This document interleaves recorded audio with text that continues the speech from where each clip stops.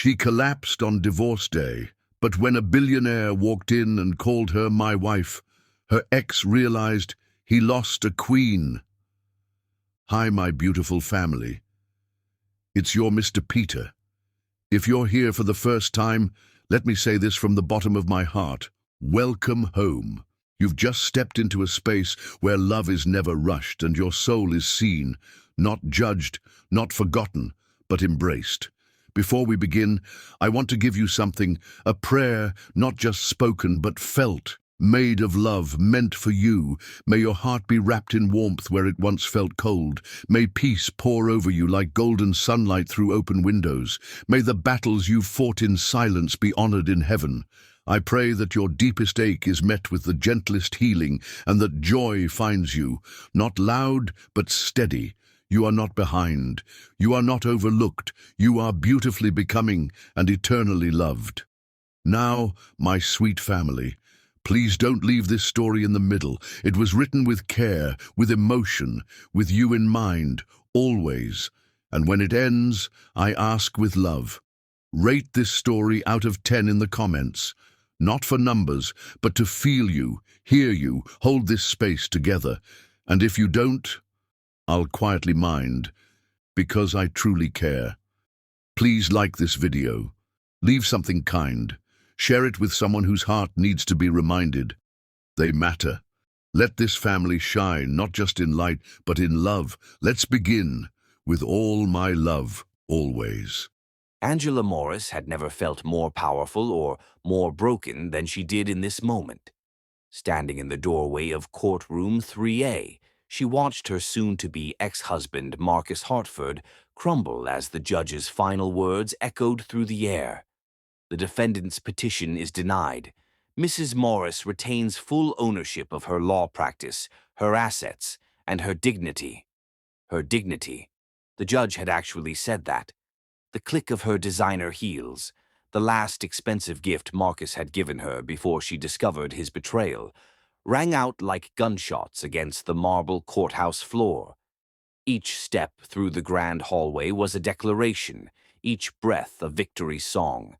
She had walked into this building as a woman destroyed by lies and was walking out as a queen reclaiming her throne. Victory should have tasted sweet. Instead, it tasted like tears she refused to shed and dreams she'd never get back. "Angela, wait!" Marcus's voice cut through the courthouse chatter, desperation bleeding through his usual arrogance. She turned slowly, her dark eyes meeting his for what she hoped would be the last time. Even now, after everything, he was still handsome in that privileged way that had first attracted her. Tall, well-dressed, with the kind of confident smile that money could buy. Behind him, the Hartford family stood in their expensive suits, whispering threats about appeals and revenge. Marcus's mother, Patricia, with her perfectly styled silver hair and cold blue eyes, was already on her phone, no doubt summoning their army of lawyers. The Hartford family had money, connections, and a legacy of destroying anyone who dared challenge them. But Angela Morris possessed something they couldn't comprehend. She had survived poverty, discrimination, and abandonment. She was a queen who had built her own kingdom from nothing, and no one would strip that from her. "There's nothing left to say, Marcus," she replied, her voice steady despite the tremor in her hands. "The judge made it clear. The law practice is mine, the house is mine, and my dignity is mine to keep. You can't seriously think you'll survive without my family's support," he sneered, stepping closer. His designer cologne, the same scent that once made her heart race, now churned her stomach. "You're nothing without us, Angela. Nothing but a project girl who got lucky." The words struck her like physical blows, each one calculated to shatter the confidence she'd built over years of fighting for her place in a world that had never welcomed her. But Angela had endured worse. She'd survived worse. "I was never nothing, Marcus. I was simply naive enough to believe that love could overcome the venom in your heart." She turned away from him, her spine straight, her chin elevated like the queen she'd always been. "Goodbye, Marcus. May you find whatever hollow satisfaction you're truly seeking." She walked away from him with purpose, her heels clicking against the marble as she headed for the courthouse exit. The weight of the last 2 years finally began to settle on her shoulders. The sleepless nights preparing for court, the humiliation of discovering Marcus's affairs with his secretary, his tennis instructor, and God knew who else. The heartbreak of realizing that his family had seen her as nothing more than a temporary entertainment. The autumn Denver air hit her face as she stepped outside, crisp and cold against her skin. She had parked 6 blocks away, too proud to pay for courthouse parking, too broke after legal fees to afford the luxury.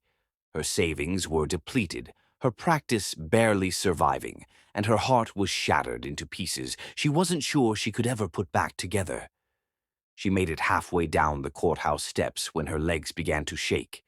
The adrenaline that had carried her through the hearing was fading, replaced by an exhaustion so deep it seemed to reach her bones. She gripped the cold metal railing, trying to steady herself, but the world began to tilt and spin. I can't, she whispered to herself, her breath coming in short gasps. The stress, the lack of sleep, the emotional toll of the divorce, it all hit her at once like a freight train. She hadn't eaten in 12 hours, hadn't slept properly in weeks. Her body was shutting down. Her knees buckled and she felt herself falling toward the concrete steps. This was it. She was going to collapse on the courthouse steps like some tragic figure, giving Marcus and his family one final moment of satisfaction. But instead of hitting cold concrete, she found herself caught in strong, warm arms. The scent of honest work and clean soap filled her nostrils as she was lifted effortlessly against a broad chest. Through her blurred vision, she saw eyes the color of a stormy sky looking down at her with genuine concern. "I've got you," a deep voice murmured, and something in those 3 words made her feel safer than she had in months. "You're okay. I've got you." Angela tried to focus on her rescuer's face, but her vision was swimming. She could make out strong features, light brown hair, and those incredible eyes that seemed to see straight through to her soul. He was wearing work clothes, a flannel shirt and jeans, and his hands bore the calluses of honest labor. "My sister went through something similar," he said quietly. His voice meant only for her. "Divorce court.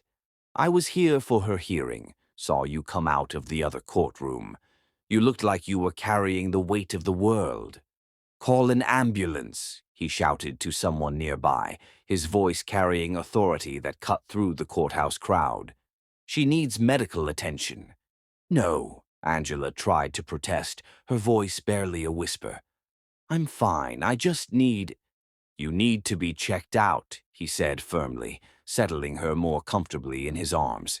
She realized he was kneeling on the steps, holding her against his chest, like she weighed nothing. "You scared me when you started to fall." There was something about the way he said "scared me" that made her heart flutter despite her exhaustion. This stranger was looking at her like she mattered, like her well-being was important to him. When was the last time someone had looked at her that way? The sound of sirens filled the air, and Angela realized a crowd had gathered. Through the faces staring down at her, she saw Marcus pushing through, his expression shifting from anger to confusion to something that might have been concern. "Angela!" "What happened?" Marcus demanded, but her rescuer's arms tightened around her protectively. "Step back," the stranger said, his voice taking on a dangerous edge that made Angela's pulse quicken. "Give her space to breathe." When the paramedics arrived, Angela expected her rescuer to hand her over and disappear into the crowd. Instead, he stood up with her, still in his arms, his jaw set with determination. "I'm riding with her," he announced to the paramedics, his tone brooking no argument. "Are you family?" one of the EMTs asked, already preparing the gurney. Angela felt her rescuer's arms tighten around her, his chest rising and falling with a deep breath. In that moment, with her world spinning and her heart breaking, she looked up into those stormy eyes and saw something that took her breath away, a man who cared about her well-being more than Marcus ever had. "She's my wife," he said, his voice carrying such conviction that even Angela almost believed it. The words hit the crowd like a thunderbolt. Marcus's face went white, his mother gasped audibly, and Angela felt her heart skip a beat. This stranger, this beautiful, gentle stranger, was claiming her as his own. Your, your wife?" Marcus sputtered, his voice cracking with disbelief. Her rescuer looked directly at Marcus, his eyes blazing with protective fury. "That's right, my wife. And if you don't step back and let the paramedics do their job, we're going to have a problem." As Angela was loaded onto the gurney, she caught Marcus's expression, shock, confusion, and something that looked almost like regret. For the first time since she'd known him, Marcus Hartford looked like a man who was realizing he'd lost something precious. The last thing she saw before the ambulance doors closed was her mysterious rescuer climbing in beside her, his hand gently taking hers, his eyes never leaving her face. In that moment, as the sirens began to wail and they pulled away from the courthouse, Angela Morris felt something she hadn't felt in years. She felt like a queen being rescued by her king. And somewhere in the crowd behind them, Marcus Hartford watched the ambulance disappear, finally understanding that he had lost the most incredible woman he'd ever known to a man who had claimed her as his own in less than 5 minutes. The queen had fallen, but she hadn't fallen alone. Chapter 2. The Protector's Heart. Angela Morris woke to the sound of rain against hospital windows and the gentle murmur of a voice she didn't recognize but somehow trusted completely. "And I told them that the carburetor was shot, but they insisted on trying to fix it themselves. 3 hours later, they're calling me back, begging me to come rescue them." She kept her eyes closed, listening to the warm laughter in that voice. The same voice that had promised her safety when her world was falling apart. The same voice that had claimed her as his wife. "You're awake," he said softly, and she could hear the smile in his words. "I can tell by the way your breathing changed." Angela opened her eyes slowly, preparing herself for the harsh fluorescent lights of the hospital room. Instead, she found herself looking into those same stormy blue eyes that had caught her when she fell. He was sitting in an uncomfortable plastic chair beside her bed, his large frame somehow folded into the small space, his attention completely focused on her. "Hi," she whispered, her voice hoarse from exhaustion. "Hi yourself," he replied, and the gentleness in his tone made her heart flutter. "How are you feeling?"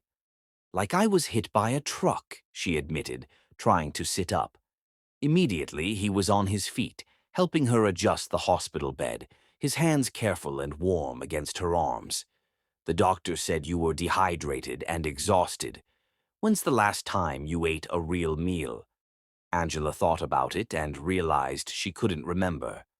I don't know. Maybe 2 days ago." His jaw tightened, and she saw something dangerous flash in his eyes. 2 days? Jesus, Angela. "You know my name," she said, surprised. "I asked the nurses. I hope that's okay."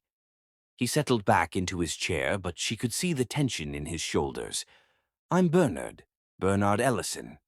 "Bernard," she repeated, liking the way his name felt on her tongue. "Thank you for everything. You didn't have to stay." "Yes, I did." His voice was firm, leaving no room for argument. "Someone needed to make sure you were okay."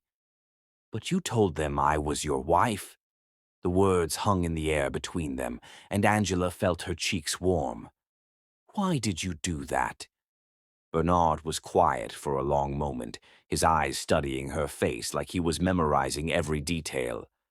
"Because you looked like you needed someone to claim you, to protect you. And because—" He paused, running a hand through his hair. "Because that bastard ex-husband of yours was looking at you like you were something he could throw away." The fierce protectiveness in his voice made her breath catch. "You don't even know me. I know enough." He leaned forward, his elbows on his knees. "I know you're a lawyer who just won a difficult case. I know you're strong enough to walk out of that courthouse with your head held high, even when you were falling apart inside. I know you're beautiful enough to stop traffic, and I know that any man who would hurt you is a fool." Angela felt tears prick her eyes. "You don't understand. I'm not someone men fight for. I'm not someone men claim. Then you've been meeting the wrong men." The simple statement hit her like a physical blow. She stared at him, this gentle giant in work clothes and worn boots, and felt something shift inside her chest.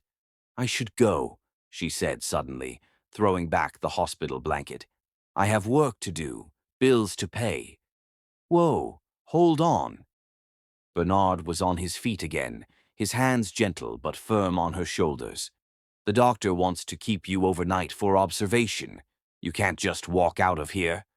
"I can't afford to stay overnight," Angela said, the words tumbling out before she could stop them. "I don't have insurance that covers this, and I just spent everything I had on legal fees." Bernard's expression softened, and he sat on the edge of her bed, close enough that she could smell his cologne, something clean and masculine that made her want to lean into him. "Don't worry about that," he said quietly. "I'll take care of it." "No." Angela shook her head firmly. "I don't accept charity. I don't accept handouts. I've been taking care of myself since I was 16, and I'm not going to stop now." "It's not charity," Bernard said, his voice patient. "It's what someone does when they care about another person. You don't know me well enough to care about me." Bernard was quiet for a long moment, his eyes never leaving hers. "Maybe not. But I'd like to, if you'll let me." Before Angela could respond, there was a knock at the door. A nurse entered with a cheerful smile, carrying a tray that smelled like heaven. "Good evening, Mrs. Ellison," the nurse said, setting the tray on Angela's bedside table. "Your husband insisted on ordering from the Italian place down the street instead of hospital food. He said you needed something that would actually give you strength." Angela's eyes widened as she looked at the tray. Homemade minestrone soup, fresh bread, and what looked like the best lasagna she'd ever seen. Her stomach growled audibly. "Thank you," Bernard said to the nurse, his tone suggesting this was perfectly normal. "Could you give us a few minutes?" When the nurse left, Angela turned to stare at him. "Mrs. Ellison." "I had to keep up the story," he said with a shrug, but she could see the blush creeping up his neck. "Besides, you need to eat, and hospital food is terrible. You can't just take care of me like this," Angela protested, even as she reached for the soup. The first spoonful was warm and perfect, and she had to suppress a moan of pleasure. "Why not?" "Because I don't know you. Because you're a stranger. Because ... She paused, searching for the real reason. "Because people don't just do this. Not for me."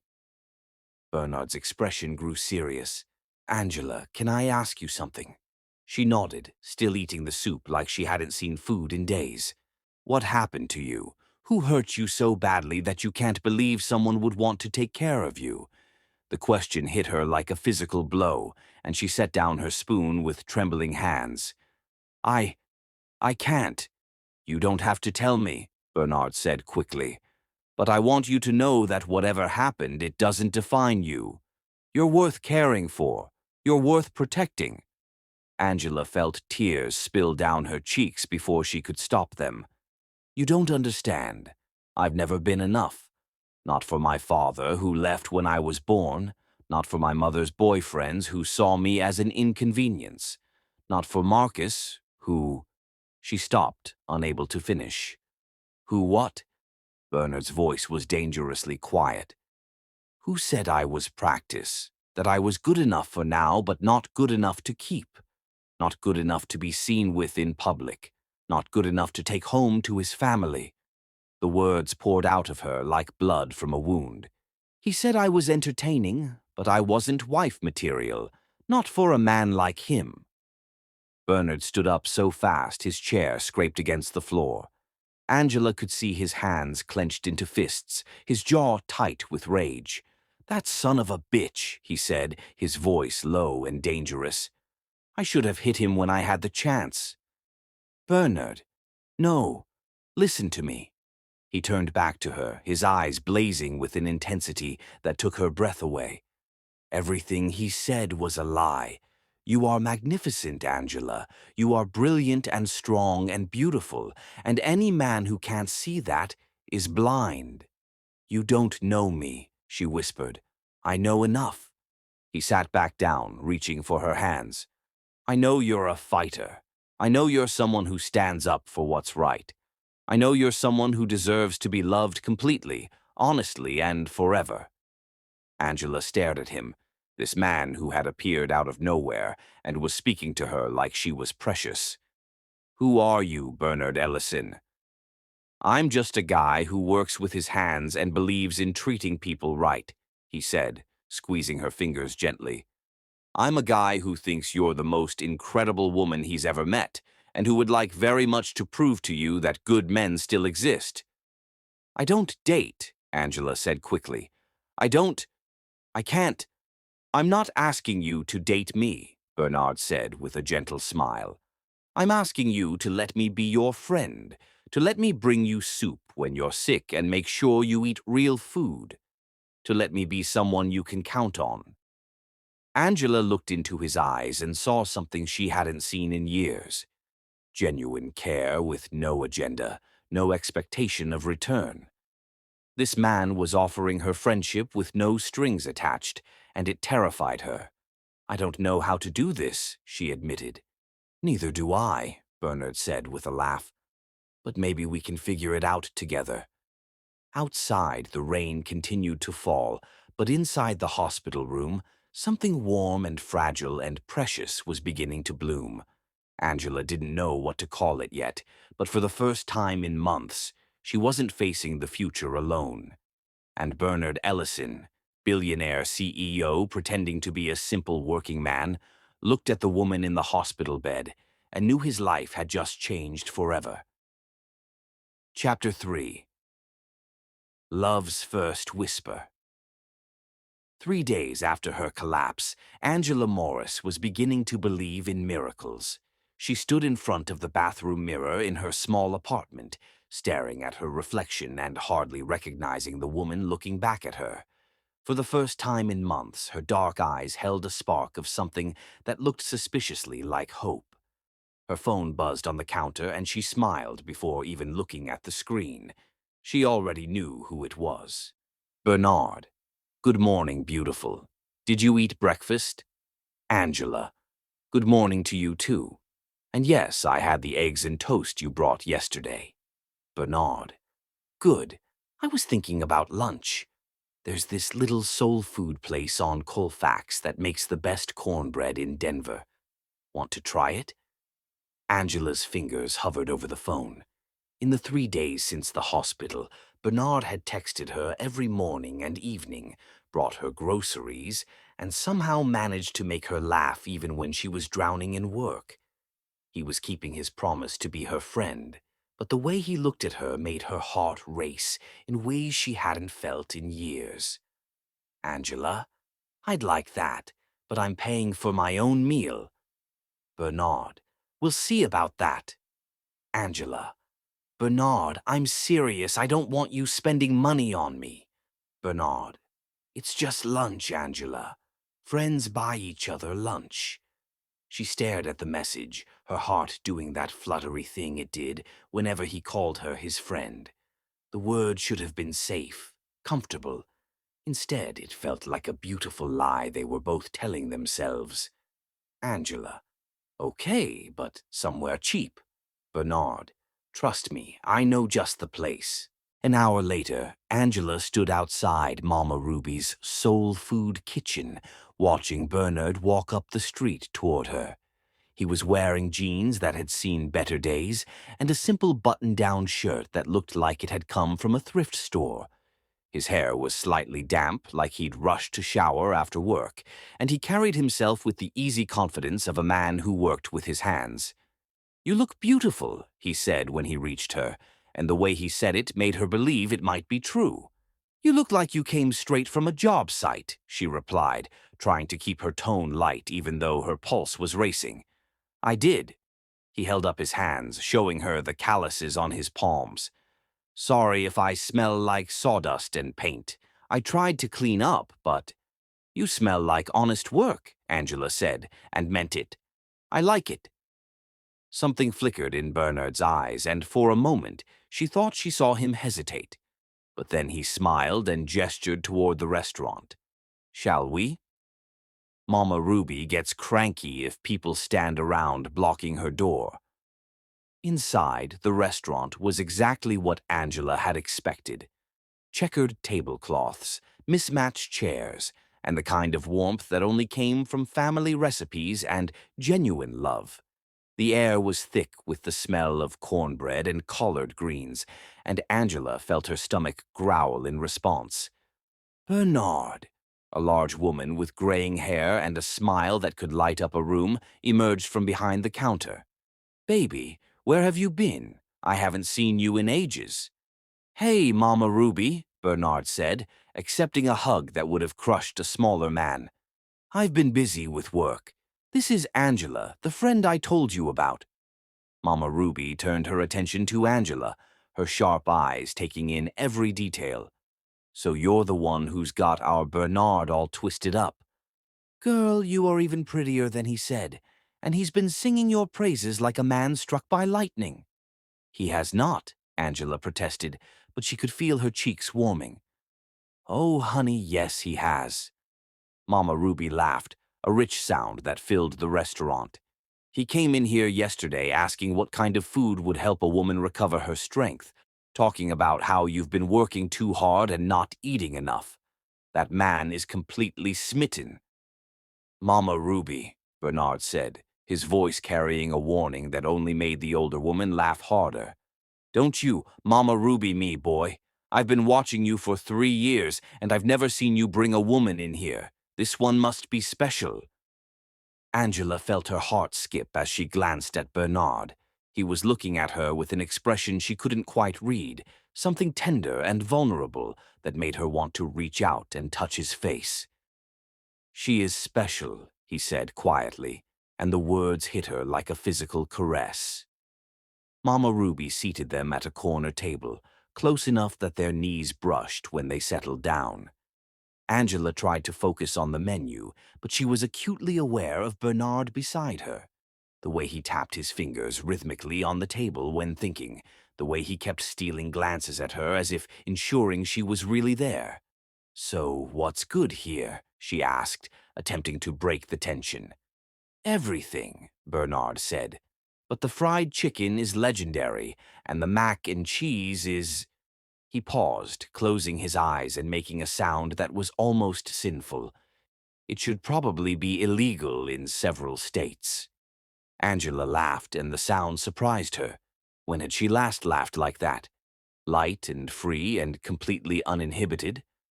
"I'll have the fried chicken then," she decided, "and the mac and cheese that's probably illegal."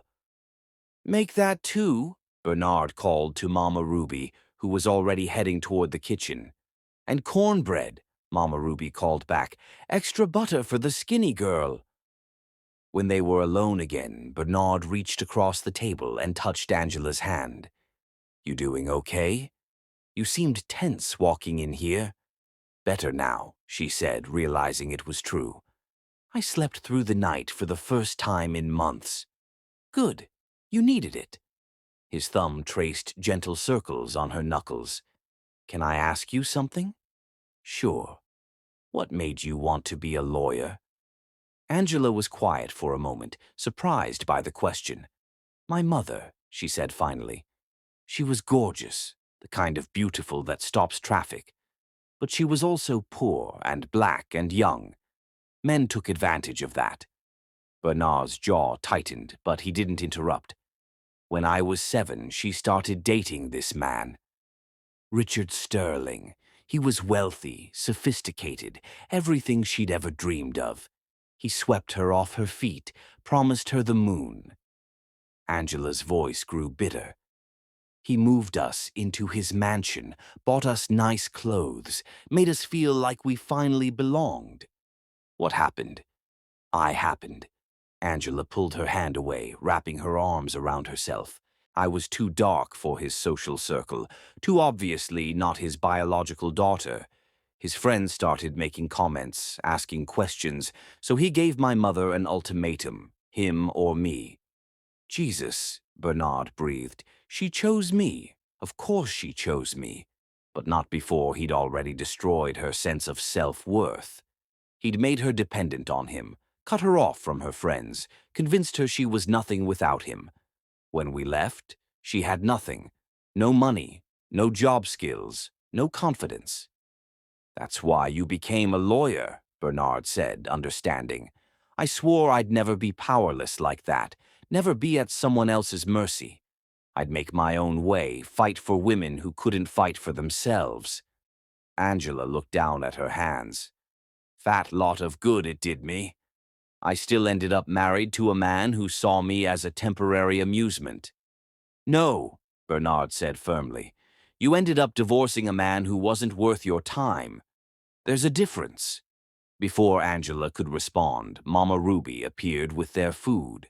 The table was suddenly covered with plates of golden fried chicken, creamy mac and cheese, perfectly seasoned collard greens, and cornbread that looked like it had been blessed by angels. Eat up, babies, Mama Ruby said, but her eyes were on Bernard. And Bernard, you make sure this girl gets plenty. She's too skinny. Yes, ma'am, Bernard said solemnly. As they ate, the conversation flowed easily. Bernard told her about his work, carefully vague stories about construction jobs and difficult clients. Angela found herself relaxing, laughing at his stories, enjoying the simple pleasure of sharing a meal with someone who actually listened when she talked. This is incredible, she said, taking another bite of the mac and cheese. I think I'm in love. With the mac and cheese? Bernard asked, but there was something in his voice that made her look up. With the mac and cheese, she confirmed, but their eyes met across the table and held. Good, he said quietly, because I think I'm in love too. The words hung in the air between them, loaded with meaning that had nothing to do with food. Angela felt her heart start to race, felt that familiar flutter of panic when things got too real, too fast. Bernard. I'm not talking about the mac and cheese, he said, his voice gentle but determined. I'm talking about the way you tilt your head when you're thinking, the way you light up when you laugh, the way you fight for what's right, even when it costs you everything. You don't know me, Angela whispered, but the protest sounded weak even to her own ears. I know enough. Bernard reached across the table again, this time taking both of her hands in his. I know you're brave and brilliant and beautiful. I know you've been hurt and I know you're scared, but I also know that what I feel for you is real, and I think you feel it too. Angela stared at him, this man who had appeared in her life like a guardian angel and was now telling her he was falling in love with her. The rational part of her brain screamed warnings. It was too soon, too fast, too dangerous. But her heart was singing a different song entirely. I do feel it, she admitted, her voice barely above a whisper. And it terrifies me. Why? Because I don't trust myself, because I thought I loved Marcus, and look how that turned out. Because I'm afraid that if I let myself care about you, you'll realize I'm not worth it and leave. Bernard stood up suddenly, his chair scraping against the floor. For a moment, Angela thought he was walking away, proving her fears right. Instead, he came around the table and knelt beside her chair, taking her face in his hands. Angela Morris, he said, his voice rough with emotion. You are worth everything. You are worth fighting for, worth protecting, worth loving with everything I have, and I am not going anywhere. Promise me, she whispered, tears threatening to spill. I promise. He leaned forward, his forehead touching hers. Can I kiss you? Angela nodded, not trusting her voice. Bernard's lips touched hers gently, tentatively, like he was afraid she might break. But when she kissed him back, when she showed him she wasn't fragile, the kiss deepened into something that made her feel like she was coming home.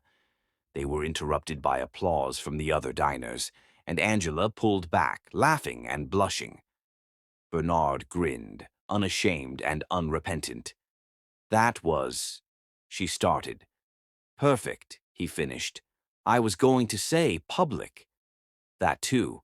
He stood up, offering her his hand.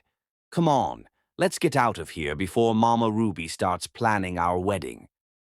As they walked out of the restaurant, Angela felt lighter than she had in years. The autumn air was crisp and clean, and Bernard's hand was warm in hers. They walked slowly, neither wanting the afternoon to end.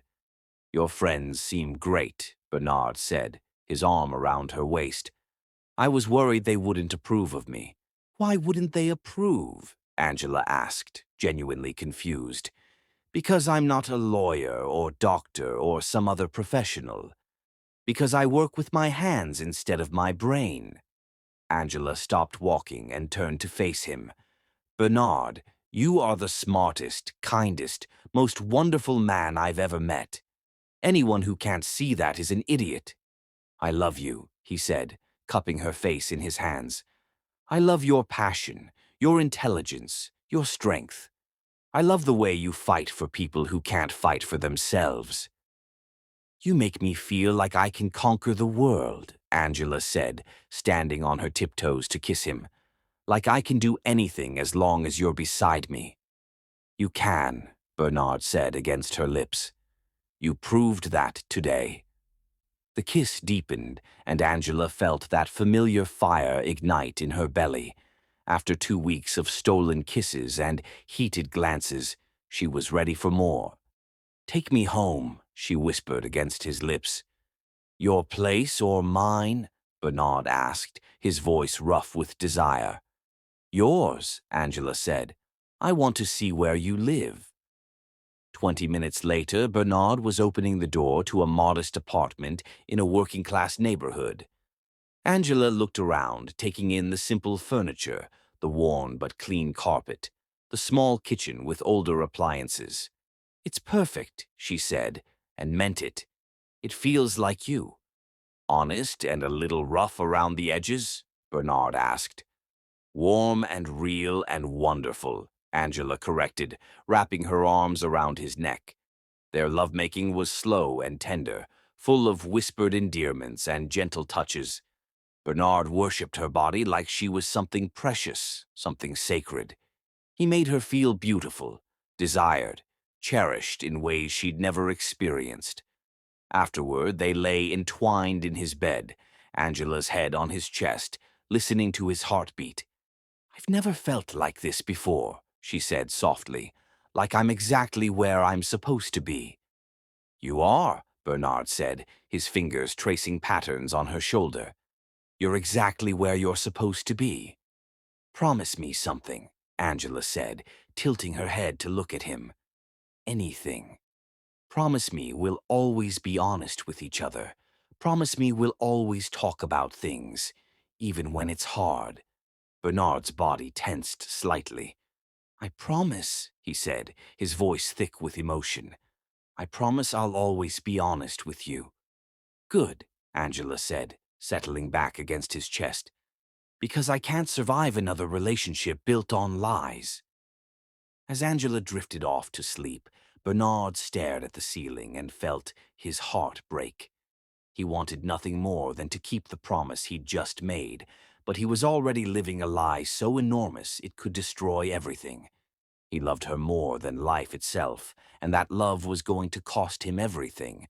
Tonight he would hold her and pretend that love was enough to overcome any obstacle. Tomorrow he would find a way to tell her the truth, without losing her forever. Chapter 4. Building Dreams Together. Angela Morris had never believed in fairy tales until Bernard Ellison showed up at her door with a borrowed truck and a toolbox that looked like it had survived several construction sites. "You don't have to do this," she said, watching him survey her new apartment with the critical eye of a man who understood structure. "I can hire someone." "With what money?" Bernard asked, setting his toolbox down. "You just spent everything on legal fees." "I'll figure it out. I always do." Bernard turned to face her, and the look in his eyes made her breath catch. "Angela, I'm here because I want to be. Because helping you brings me joy. Can you allow me that?" The truth was, she couldn't afford to hire anyone. Her savings were gone, her practice barely surviving, and this apartment was all she could afford. It was small, needed work, but it was hers. "Okay," she said finally. "But I'm helping." Bernard grinned. "I was hoping you'd say that. I brought you work clothes." He handed her a thrift store package. Inside were paint-stained jeans, a soft t-shirt, and worn work boots. "You bought me clothes?" she asked, touched. "I figured you needed something that wasn't connected to before." Bernard's voice was gentle. "Something completely yours." This man understood what she hadn't even realized, that she needed to build something new, something untainted by her past. "Thank you," she whispered. 20 minutes later, Angela emerged from her bedroom wearing the clothes. They fit perfectly, and she felt like a woman ready to build something beautiful. Bernard had already moved her furniture and laid out plastic sheeting. He'd changed into worn jeans and a flannel shirt that stretched across his shoulders in a way that made her pulse quicken. "Painting first," he said, opening paint cans. "I picked colors I thought you'd like. The samples were perfect. Soft sage green, warm cream, cheerful yellow. Exactly what she would have chosen if she'd had the luxury of choice." "How did you know?" she asked. "I pay attention." He handed her a brush. "You like things that feel like home, not a showroom." They worked in comfortable silence, the rhythm soothing. Angela found herself stealing glances at Bernard, admiring how he moved with quiet efficiency, humming under his breath. "What kind of construction do you do?" she asked. Bernard paused. "Different projects, residential mostly. I work for a small company. We handle whatever pays the bills." "Is that what you always wanted?" "No," he said after a moment. "I wanted to build things, design things that would last. You still could. You're smart, Bernard." "School costs money," he said, something sad in his voice. "There are scholarships. You could—" "My dad got sick when I was 18, cancer. I chose taking care of him over college." Bernard's voice was controlled. He was a good man who deserved better than dying alone. Angela's heart ached for him. "I'm sorry. It taught me what matters." He looked at her intently.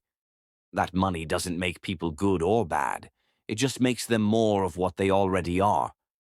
She thought about all the wealthy men who had used their power to hurt people. Not everyone sees it that way. But you do. Bernard moved closer, close enough that she could smell paint and honest work on him. "That's one of the things I love about you."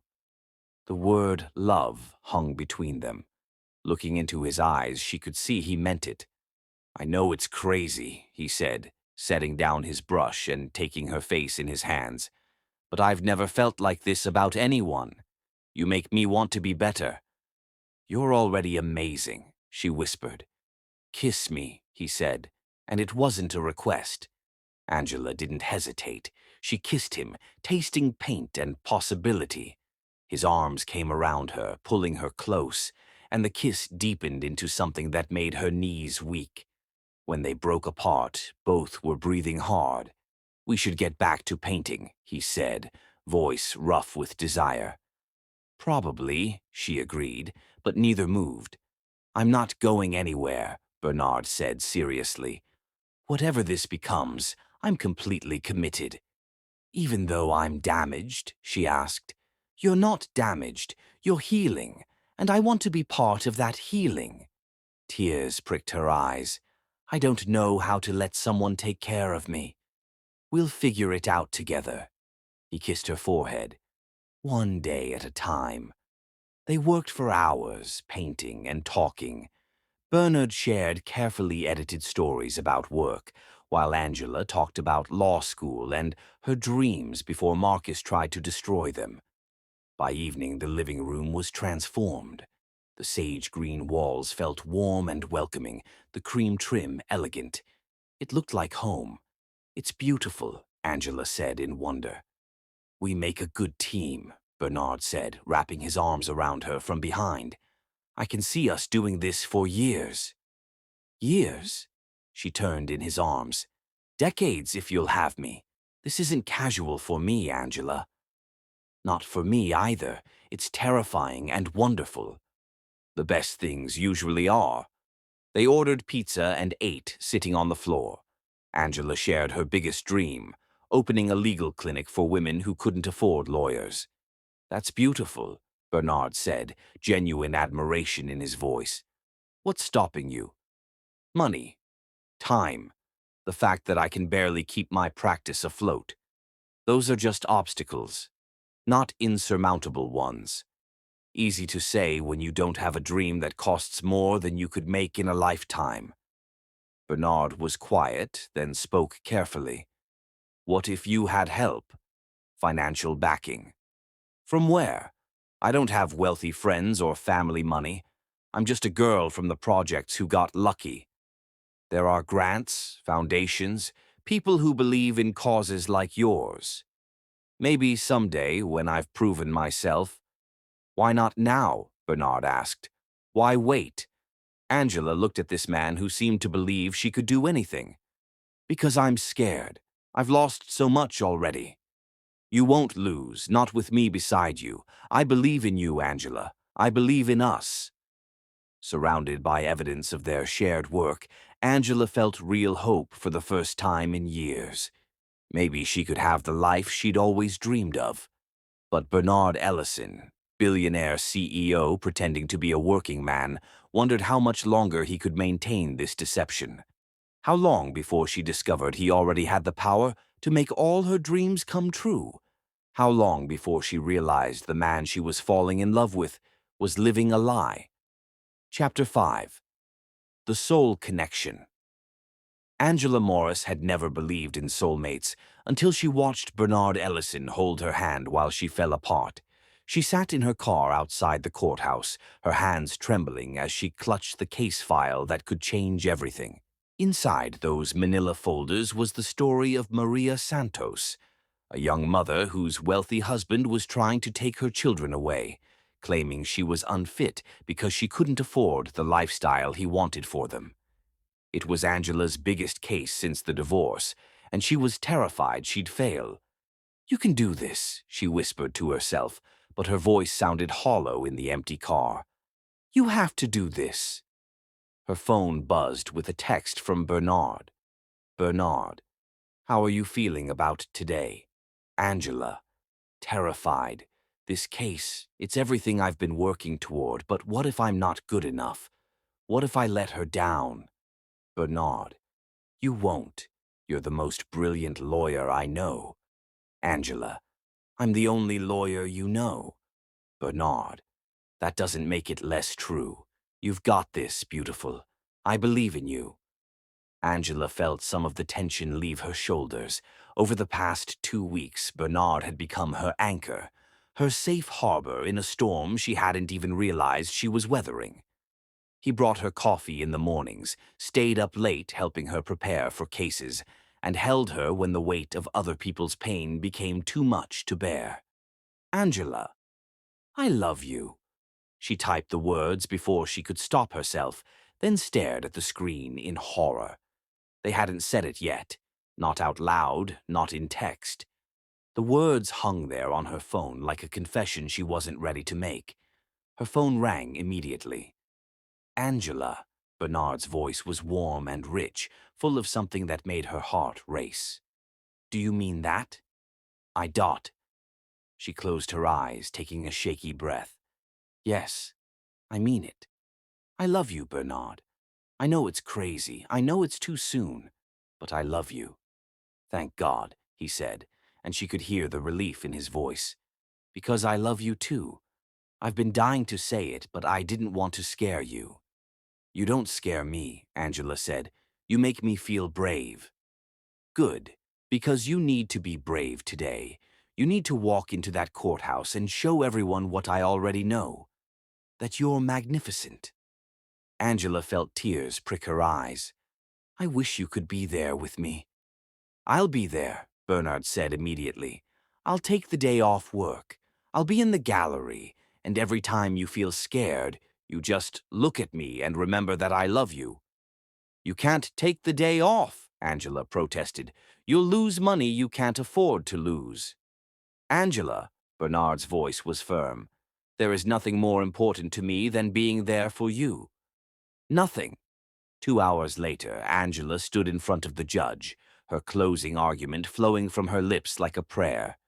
She talked about Maria Santos, a woman who had given up her career to raise her children, who had been emotionally abused by a man who used his wealth as a weapon, who deserved the chance to rebuild her life with her children by her side. Your Honor, Angela said, her voice growing stronger with each word, this case isn't about money. It's about what kind of society we want to be. Do we want to be a society that says children belong with the parent who can buy them the most expensive toys? Or do we want to be a society that says children belong with the parent who loves them most? She caught Bernard's eye in the gallery, and the pride and love she saw there gave her the strength to continue. Maria Santos may not have millions of dollars, but she has something far more valuable. She has a mother's love. She has the courage to fight for her children even when the odds are stacked against her. She has the strength to rebuild her life from nothing, to create a home filled with love instead of fear. When the judge ruled in Maria's favor, Angela felt her knees nearly buckle with relief. She turned to find Bernard pushing through the crowd, his face radiant with joy and pride. You did it, he said, sweeping her into his arms. You were incredible. We did it, Angela corrected, holding him tight. I couldn't have done it without you. Yes, you could have, Bernard said, pulling back to look at her. But I'm glad you didn't have to. That evening, Angela's law school friends threw an impromptu celebration at their favorite bar. Angela had been nervous about introducing Bernard to her friends, worried about what they would think of her blue-collar boyfriend. But as she watched him charm her colleagues with his intelligence and humor, she realized her fears had been unfounded. I like him, her friend Jessica whispered, nudging Angela's shoulder. He's not what I expected. What did you expect? Angela asked, curious. I don't know. Someone trying too hard to impress us, I guess. Someone slick and calculating, but he's just genuine. And the way he looks at you. Jessica sighed dreamily. Girl, that man is completely gone for you. Angela glanced across the room to where Bernard was discussing construction projects with her friend David. He was wearing a thrift store suit that fit him perfectly, and he carried himself with a quiet confidence that made her heart race. He's nothing like Marcus, Angela said. No, he's not, Jessica agreed. Marcus always acted like he was doing you a favor by being with you. Bernard acts like he won the lottery. I'm scared, Angela admitted. Of what? Of how much I love him. Of how much I need him. Of what happens if he leaves. Jessica turned to face her fully. Angela, that man is not going anywhere. Trust me, I've seen a lot of relationships, and what you two have is rare. Don't let your past destroy your future. Later that night, Angela and Bernard walked slowly back to his truck, neither wanting the evening to end. The October air was crisp and clean, and Denver's skyline glittered in the distance. Your friends are great, Bernard said, his arm around her waist. I was worried they wouldn't approve of me. Why wouldn't they approve of you? Angela asked, genuinely confused. Because I'm not a lawyer or a doctor or some other professional. Because I work with my hands instead of my brain. Angela stopped walking and turned to face him. Bernard Ellison, you are the smartest, kindest, most wonderful man I've ever met. Anyone who can't see that is an idiot. I love you, he said, cupping her face in his hands. I love your passion, your intelligence, your strength. I love the way you fight for people who can't fight for themselves. I love the way you make me want to be better than I am. You make me feel like I can conquer the world, Angela said, standing on her tiptoes to kiss him. Like I can do anything as long as you're beside me. You can, Bernard said against her lips. You already proved that today. The kiss deepened, and Angela felt that familiar fire ignite in her belly. After 2 weeks of stolen kisses and heated glances, she was ready for more. She was ready for everything. Take me home, she whispered against his lips. Your place or mine? Bernard asked, his voice rough with desire. Yours, Angela said. I want to see where you live. Bernard hesitated for just a moment, and Angela caught the flicker of uncertainty in his eyes. It's not much, he said finally. Just a small apartment. Nothing fancy. I don't need fancy, Angela said. I just need you. 20 minutes later, Bernard was opening the door to a modest apartment in a working-class neighborhood. Angela looked around, taking in the simple furniture, the worn but clean carpet, the small kitchen with appliances that had seen better days. It's perfect, she said, and meant it. It feels like you. Honest and a little rough around the edges? Bernard asked with a self-deprecating smile. Warm and real and wonderful, Angela corrected, wrapping her arms around his neck. Just like you. Bernard carried her to his bedroom, and Angela's breath caught at the tenderness in his touch. He laid her gently on the bed, his eyes never leaving hers. Are you sure? He asked, his voice barely above a whisper. I've never been more sure of anything, Angela said, reaching up to touch his face. I love you, Bernard. I want to be with you completely. Their lovemaking was slow and sweet, full of whispered endearments and gentle touches. Bernard worshipped her body like she was something precious, something sacred. He made her feel beautiful, desired, cherished in ways she'd never experienced before. Afterward, they lay entwined in his bed, Angela's head on his chest, listening to the steady rhythm of his heartbeat. I've never felt like this before, she said softly. Like I'm exactly where I'm supposed to be. You are, Bernard said, his fingers tracing lazy patterns on her bare shoulder. You're exactly where you're supposed to be. Promise me something, Angela said, tilting her head to look at him. Anything. Promise me we'll always be honest with each other. Promise me we'll always talk about things, even when it's hard. Bernard's body tensed slightly, and Angela felt him take a deep breath. I promise, he said, and his voice was thick with emotion. I promise I'll always be honest with you. Good, Angela said, settling back against his chest, because I can't survive another relationship built on lies. As Angela drifted off to sleep in his arms, Bernard Ellison stared at the ceiling and felt his heart break. He wanted nothing more than to keep the promise he'd just made, but he was already living a lie so big it could destroy everything they'd built together. He loved her more than he'd ever loved anyone, and that love was going to cost him everything. But for now, with Angela safe in his arms and her breathing soft and even against his chest, he could pretend that Bernard Ellison, the construction worker, was real, that their love was built on truth instead of deception. For now, he could hold on to the illusion that he deserved the angel sleeping in his arms. Tomorrow, he would figure out how to tell her the truth without losing her forever. Tomorrow, he would find a way to make this right. Tonight, he would just hold her and pretend that love was enough to overcome any obstacle, even the obstacle of his own lies. Chapter 6. Paradise Found. Angela Morris had never imagined that happiness could feel this terrifying. She stood in her apartment, staring at the weekend bag on her bed, her heart racing with an emotion she couldn't quite name. Bernard had surprised her with a weekend getaway, and for the first time in her life she was going away with a man she truly loved. "It's just camping," she told herself, but her reflection in the mirror looked skeptical. "It's not like he's taking you to Paris." The truth was, she wouldn't have wanted Paris. The fact that Bernard had planned something simple, something within his means, made it more precious than any expensive resort could have been.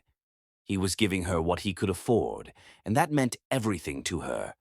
Her phone buzzed with a text. "Bernard, ready for our adventure. I'm downstairs. Angela, coming down now. I packed way too much for camping. Bernard, we'll figure it out. I love you. Angela, I love you too." The words still felt new on her tongue, still sent shivers down her spine every time she typed them. 3 weeks of loving Bernard Ellison, and she was still amazed that this beautiful, gentle man was hers. Angela grabbed her bag and headed downstairs, her heart fluttering with anticipation. She found Bernard leaning against his truck, and the sight of him made her breath catch. He was wearing jeans and a flannel shirt, his hair slightly mussed from the wind, and he looked like every romantic fantasy she'd ever had. "Hi, beautiful," he said, pushing off from the truck to meet her. "Ready for our first official weekend away?" "I've never been camping," Angela admitted, letting him take her bag. "I have no idea what I'm doing." "That's what makes it perfect," Bernard said, kissing her softly. "We'll figure it out together." As they drove out of the city, Angela watched the urban landscape give way to rolling hills and golden aspens. Bernard had the radio tuned to a classic rock station, and he sang along under his breath, his voice rough and warm. She found herself staring at his profile, memorizing the strong line of his jaw, the way his eyes crinkled when he smiled. "What are you thinking about?" he asked, catching her staring. "How happy I am," Angela said honestly. "How I never thought I could feel this way about anyone." "How do you feel?" Bernard asked, his voice soft. "Safe," Angela said, the word coming out before she could stop it. "Like I can be myself with you. Like I don't have to pretend to be someone else to keep you interested." Bernard's hands tightened on the steering wheel, and Angela caught the flash of something painful in his eyes. "You never have to pretend with me," he said. "I love you exactly as you are." "Good," Angela said, reaching over to touch his hand. "Because I'm tired of pretending. I spent 2 years pretending to be the kind of woman Marcus wanted, and it nearly destroyed me." "You're perfect," Bernard said, bringing her hand to his lips. "Don't let anyone ever tell you otherwise." They drove in comfortable silence for a while, the autumn landscape flowing past the windows. Angela felt a peace she hadn't experienced in years, a contentment that went bone deep. This was what love was supposed to feel like, easy, natural, like coming home. "So where exactly are we going?" she asked as Bernard turned onto a dirt road. "It's a surprise," Bernard said, but there was something in his voice that made her look at him more closely. "I found this place online. It's supposed to be special." 20 minutes later, Angela understood what he meant. The campsite was like something out of a fairy tale, a clearing beside a crystal-clear lake, surrounded by aspen trees that glowed gold in the afternoon sunlight. There was a fire pit, a picnic table, and enough space for their tent, but they were completely alone. "Bernard," Angela breathed, climbing out of the truck. "This is incredible." "I hoped you'd like it," Bernard said, but she could hear the nervousness in his voice. "I know it's not fancy." "It's perfect," Angela said, wrapping her arms around his neck. "It's absolutely perfect." As they set up their tent, Angela couldn't help but notice how smoothly everything went. Bernard seemed to have thought of everything. Extra blankets, a cooler packed with her favorite foods, even a small camping stove for making coffee in the morning. "You really planned this out," she said, impressed by his thoroughness. "I wanted this to be special," Bernard said, his voice sincere. "I wanted to give you something beautiful." "You did," Angela said, standing on her tiptoes to kiss him. "You gave me you." That evening they sat by the fire, Angela nestled between Bernard's legs as they watched the flames dance against the darkening sky. The lake reflected the stars, and somewhere in the distance an owl called out into the night. "I could stay here forever," Angela said, leaning back against Bernard's chest. "So could I," Bernard said, his arms tightening around her. "Just you and me and all the time in the world." "Tell me about your dreams," Angela said suddenly. "Your real dreams, not the practical ones." Bernard was quiet for a long moment, his chin resting on top of her head. "I dream about building something lasting," he said finally, "something that matters. I dream about having a family, kids who grow up knowing they're loved. I dream about waking up every morning next to the woman I love and knowing that she loves me back." "What else?" Angela prompted, sensing there was more. "I dream about changing the world, even if it's just a little bit. About using whatever talents I have to make life better for people who need help." Bernard's voice grew passionate. "I dream about being the kind of man who deserves someone like you." "You already are that man," Angela said, turning in his arms to face him. "You're exactly the man I've been waiting for my whole life." "Am I?" Bernard asked, and there was something vulnerable in his voice that made her heart ache. "Yes," Angela said firmly. "You're kind and strong and honest. You work hard for what you have. You treat me like I'm precious. You make me feel like I'm worth fighting for." Bernard's eyes filled with tears and he pulled her closer. "I love you so much it scares me sometimes," he said. "I love you so much I don't know how I lived without you." "You don't have to live without me," Angela said, her own eyes filling with tears. "I'm not going anywhere, Bernard. I'm yours, completely." "Promise me," Bernard said, his voice urgent. "Promise me that when things get hard, when life gets complicated, you'll remember this moment. You'll remember how much we love each other." "I promise," Angela said, confused by the intensity in his voice. "But why are you talking like something's going to happen?" "Because I know how easy it is to lose the good things in life," Bernard said. "I know how quickly everything can change. I just want to make sure you know how much you mean to me." Angela kissed him then, pouring all her love and reassurance into the contact. "Nothing's going to change," she whispered against his lips. "We're going to be okay." They made love under the stars, their bodies moving together with a passion that felt sacred, eternal. Bernard worshipped her with his hands and his mouth, whispering words of love and adoration that made her feel like a goddess. When they finally came together, it was with a desperation that spoke of souls recognizing their perfect match.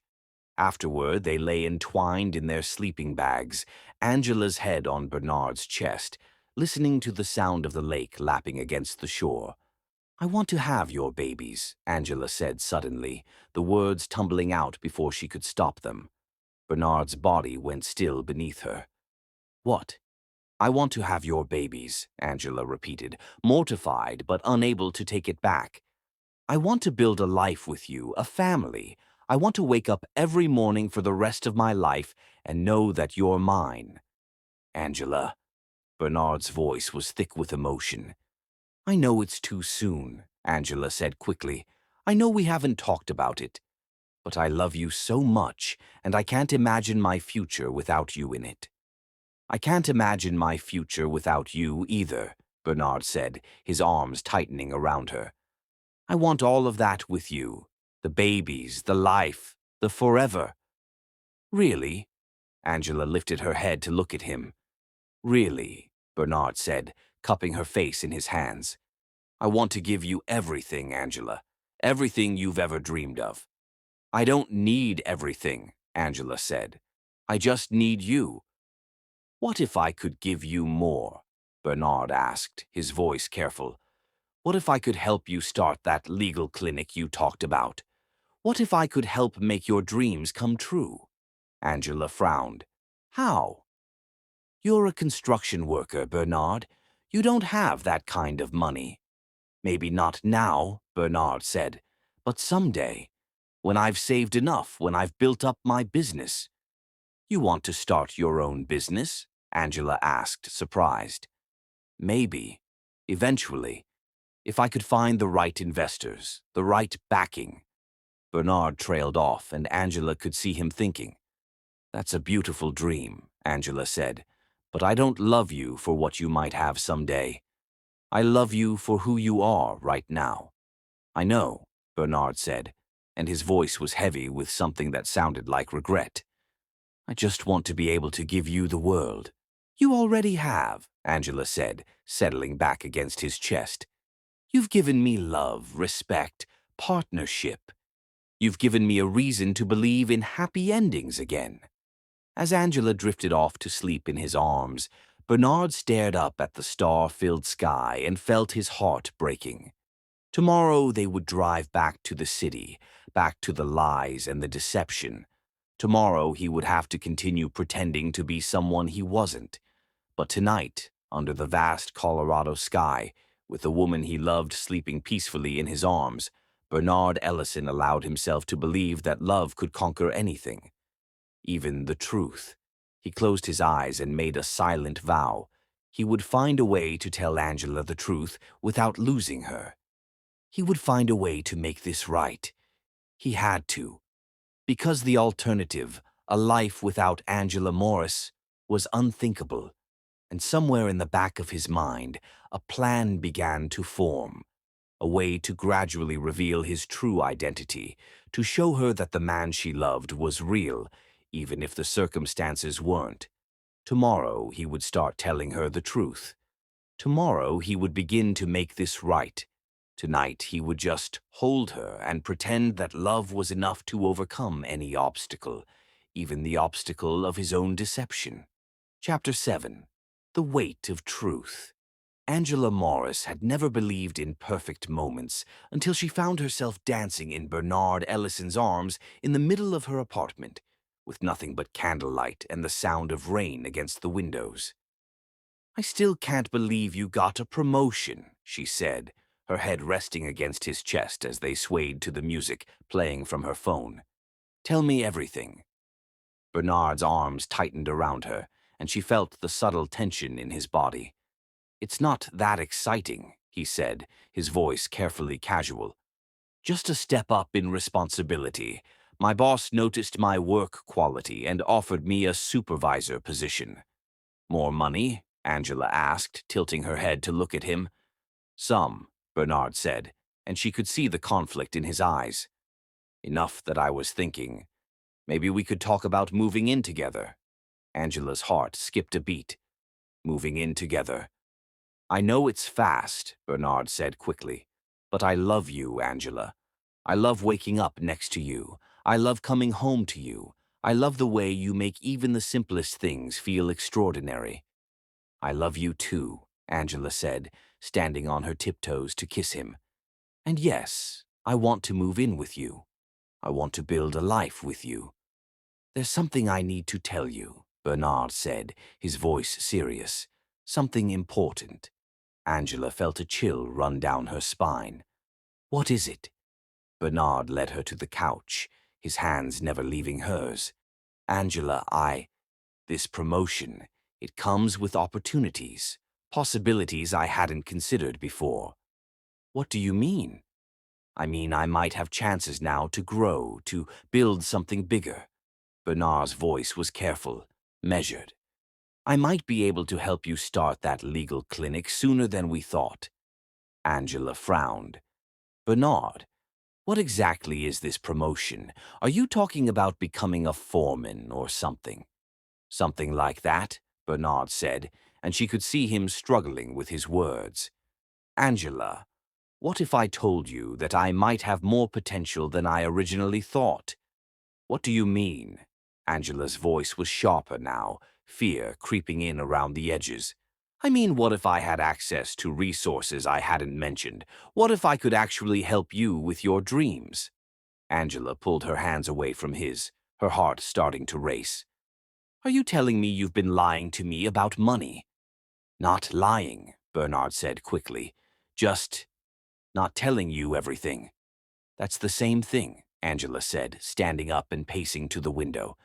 Bernard, I told you from the beginning that I can't survive another relationship built on lies. I know, Bernard said, his voice full of anguish. I know, and I'm sorry. I wanted to tell you, but I was scared of losing you. So you thought lying was better? Angela turned to face him, her eyes blazing. You thought deceiving me was the way to build trust? No, Bernard said, standing up and reaching for her. I thought if you knew the truth, you'd think I was just another rich man trying to buy your affection. The truth about what? Angela demanded. How rich are you, Bernard? Because construction workers don't get promoted to the kind of money you're talking about. Bernard opened his mouth to speak, then closed it again. Angela watched the war playing out on his face, saw the moment when he made his decision. You're right, he said quietly. I'm sorry. I'm getting ahead of myself. The promotion is good, but it's not life-changing money. I just want to be able to give you more than I can right now. Angela studied his face, sensing there was more he wasn't telling her. Bernard, are you being honest with me? Yes, Bernard said, and she could hear the lie in his voice. I'm being honest with you. Then why do I feel like you're still hiding something? Bernard crossed the room to her, taking her face in his hands. Because I love you so much that I sometimes dream bigger than reality allows. Because I want to give you everything you deserve, and right now, I can't. Angela searched his eyes, looking for the truth. What she saw there was love, fear, and something that looked like desperation. But she also saw the man she'd fallen in love with, the gentle, hard-working man who had saved her from falling and claimed her as his own. I don't need you to give me everything, she said softly. I just need you to be honest with me. I am being honest with you, Bernard said, and this time the lie came easier. I love you, Angela, more than I've ever loved anyone. That's the only truth that matters. Angela wanted to push, wanted to demand answers to the questions that were nagging at her. But looking into Bernard's eyes, seeing the love and vulnerability there, she found herself nodding. Okay, she said. I believe you. Thank you, Bernard said, pulling her into his arms. Thank you for trusting me. I do trust you, Angela said, even as a small voice in her head whispered warnings. I love you, Bernard. I love you exactly as you are, not rich, not poor, just perfect.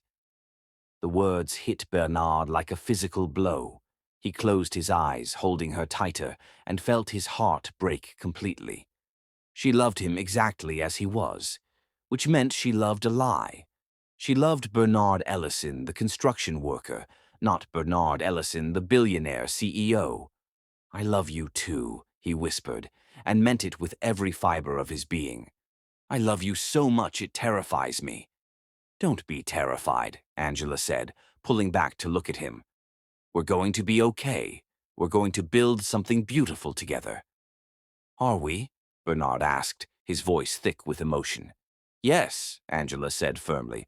We are, because we love each other and we're honest with each other, and we want the same things. Bernard nodded, unable to speak past the lump in his throat. Angela loved him for who he pretended to be, and every day he continued the charade was another day he betrayed that love. Let's celebrate, Angela said, her mood brightening. Your promotion, our future, us. How do you want to celebrate? Bernard asked, grateful for the change of subject. Cook me dinner, Angela said with a smile. Something simple and perfect, just like you. In the kitchen, they moved together with the easy rhythm of partners who had learned each other's movements. Bernard cooked while Angela opened wine, and they talked about their future like it was a certainty, like nothing could tear them apart. "I want to marry you," Bernard said suddenly, the words coming out before he could stop them. Angela nearly dropped her wine glass. "What?" "I want to marry you," Bernard repeated, turning to face her. "I know it's too soon, I know we haven't talked about it, but I can't imagine my life without you in it. I want to wake up every morning for the rest of my life and know that you're mine." "Bernard," Angela's voice was barely a whisper. "I don't have a ring yet," Bernard said, his words tumbling out in a rush. "I can't afford the kind of ring you deserve, but I'm saving up. I'm going to buy you something beautiful, something that shows the world how much I love you." Angela set down her wineglass and crossed the room to him. "I don't need an expensive ring," she said, wrapping her arms around his neck. "I just need you." "Is that a yes?" Bernard asked, his heart pounding. "That's a yes," Angela said, tears streaming down her face. "Yes, I'll marry you. Yes, I want to spend the rest of my life with you." Bernard kissed her then, pouring all his love and desperation into the contact. She tasted like wine and tears and forever, and he knew he would never love anyone the way he loved her. "I promise I'll be a good husband," he said against her lips. "I promise I'll take care of you, protect you, love you for the rest of my life." "I promise the same," Angela said. "I promise I'll love you exactly as you are, forever." The words were like a knife to his heart. She was promising to love a lie, and he was letting her. But looking into her eyes, seeing the joy and love there, he couldn't bring himself to destroy her happiness. Not tonight. Tonight he would let her believe in their fairy tale. Tonight he would hold her and make love to her, and pretend that their future was built on truth instead of deception. They made love with a passion that bordered on desperate, as if they were both trying to prove something to each other. Bernard worshipped her body with his hands and his mouth, memorizing every curve, every sound she made. Angela gave herself to him completely, holding nothing back, trusting him with her heart and her body and her future. Afterward, they lay entwined in her bed, Angela's head on his chest, her engagement ring finger tracing lazy patterns on his skin. "I can't wait to be your wife," she said softly. "I can't wait to build a life with you." "What kind of life do you want?" Bernard asked, his voice rough with emotion. "Simple," Angela said. "A little house somewhere, maybe a garden. Children who grow up knowing they're loved. Sunday mornings in bed, quiet evenings together. Nothing fancy, just real." "That sounds perfect," Bernard said, and meant it. "That sounds like everything I've ever wanted." "Good," Angela said, pressing a kiss to his chest, "because that's what we're going to have. You and me against the world." "You and me," Bernard agreed, but his voice was heavy with the weight of secrets. As Angela drifted off to sleep in his arms, Bernard stared at the ceiling and felt the full weight of his deception crushing down on him. He had been about to tell her the truth, had been ready to confess everything, but her words had stopped him cold. She loved him exactly as he was. She loved Bernard Ellison, the construction worker, not Bernard Ellison, the billionaire. And now she was going to marry him, build a life with him, have his children, all based on a lie so fundamental that it poisoned everything they shared. He had to tell her the truth. But how could he destroy the happiness in her eyes? How could he risk losing the only real love he'd ever known? Tomorrow, he told himself, tomorrow he would find a way to make this right. Tonight, he would just hold her and pretend that love was enough to overcome any obstacle, even the obstacle of his own cowardice. But deep in his heart, Bernard Ellison knew that tomorrow would bring the same fear, the same excuses, the same lies. And each day he stayed silent was another day he betrayed the woman he loved more than life itself. the woman who was going to marry a man who didn't exist. Chapter 8. The Devastating Truth. Angela Morris had never believed in perfect happiness until it was ripped away from her in the space of a single news report.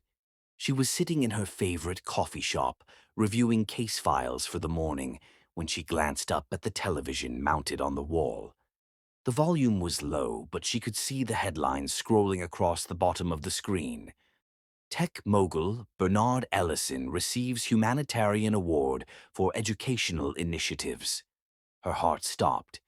The man on the screen was wearing a perfectly tailored tuxedo, his hair styled flawlessly, his smile confident and polished. He was standing at a podium, accepting an award from the governor of Colorado, surrounded by Denver's elite. He looked like money, power, privilege, everything she had been taught to distrust. He looked exactly like Bernard, her Bernard. But it couldn't be. Her Bernard was a construction worker who wore thrift store clothes and worried about bus fare. Her Bernard was honest and humble and real. The man on the screen was Bernard Ellison, CEO of Ellison Technologies, worth an estimated $2.8 billion. Angela's coffee cup slipped from her numb fingers, shattering on the floor and sending hot liquid splashing across her shoes. She stared at the screen, watching the man she loved, the man she was engaged to marry, shake hands with politicians and business leaders like he belonged in their world. Because he did belong in their world. The coffee shop around her seemed to fade away as the truth crashed over her like a devastating wave. Every moment they'd shared, every kiss, every "I love you," it had all been a lie. The camping trip that had seemed so perfect because Bernard had found the ideal campsite, the way he always seemed to have exactly what they needed, exactly when they needed it.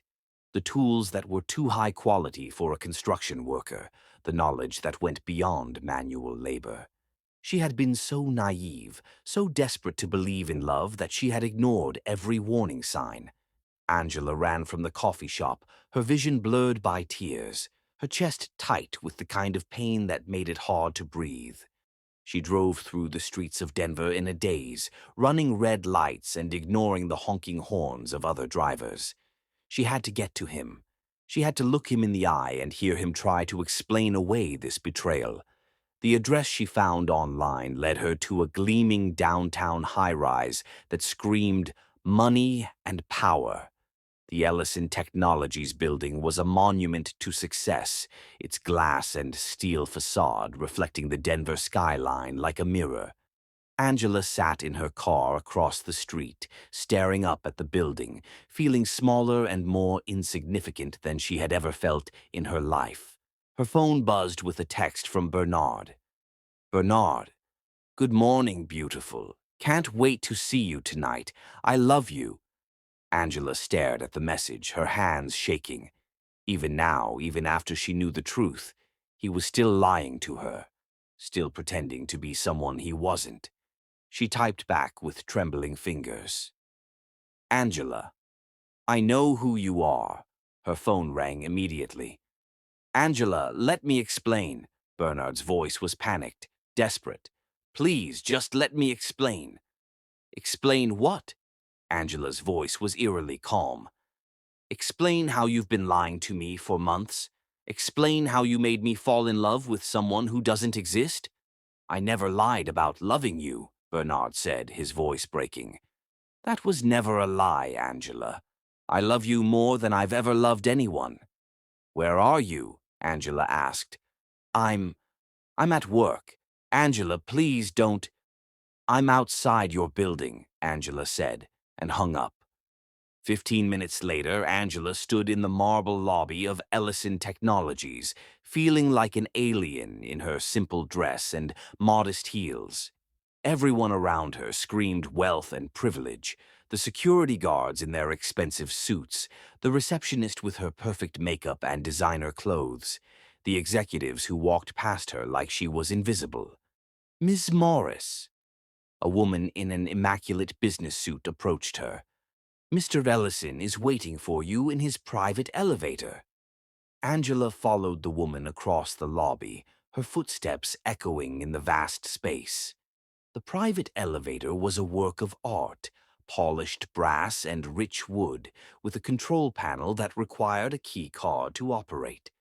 As they rose to the top floor, Angela watched the city shrink below them, and she felt like she was ascending to another world entirely. The elevator opened directly into Bernard's office, and Angela's breath caught in her throat. The space was enormous, with floor-to-ceiling windows that offered a panoramic view of the Rocky Mountains. The furniture was obviously expensive, the artwork on the walls worth more than most people made in a year. And in the center of it all stood Bernard, no longer the humble construction worker she had fallen in love with. He was wearing a charcoal gray suit that probably cost more than her monthly rent, his hair perfectly styled, his shoes polished to a mirror shine.